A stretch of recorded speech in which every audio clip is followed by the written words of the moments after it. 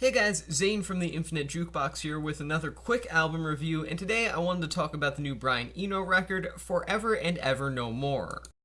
Forever and Ever No More is the latest LP from the man, the myth, the legend himself, Brian Eno, the founder of Roxy Music, one of the main brains behind a lot of what has influenced modern-day ambient music, one of the greatest experimentalists of all time, a fantastic glam rock artist, a composer of massive proportions that can do great things when he really puts his mind to it, a collaborator of many other talented individuals like Robert Fripp from King Crimson, etc., etc. The list goes on. Brian Eno is brilliant. Everyone knows who it is. If you don't know who Brian Eno is, how? My point is, Brian Eno, latest album, it's good.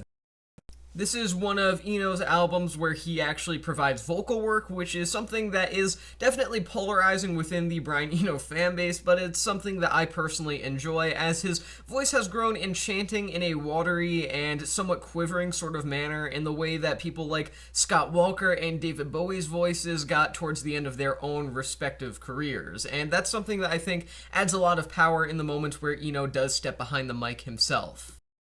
The ambient pieces are well composed, to be sure, but there is a big issue with them, and it's that they never let up. They are nonstop ethereal, and that doesn't seem like a bad thing at first glance, at least, but the primary problem comes in when you take a look at the fact that this is just one overwhelmingly cold record for the most part overall, and that's fine for like half of the album, 3/4 of the album even, but for the entire album to maintain the same level of barren wasteland coldness and even somewhat of a looming terror about it, a looming sadness, it kind of gets to be a bit much after a while, and by the end of the record, you're begging for a temporary change of pace. It's not that, had bad intentions or that the concept behind Forever and Ever No More is bad from a musical standpoint. It just gets to be a bit too much and never really changes the pace to prevent that from happening.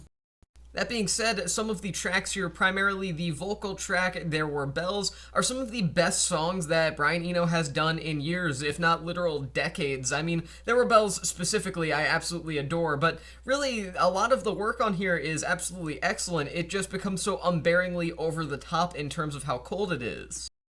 So overall, Forever and Ever No More is a strong album from Brian Eno, and a proof that he can still do great things literal decades into a fantastic, legendary career, and proves why he is a legend in and of himself. That being said, despite the vocal tracks on here being absolutely excellent and certainly sort of bouncing up the score to this a little bit in all honesty because they are that brilliant, I do feel as though the overwhelming nonstop coldness of the ethereal ambient elements here on Forever and Ever No More do get to be a bit much after a while due to the fact that they never stop, slow down, change pace, or anything like that.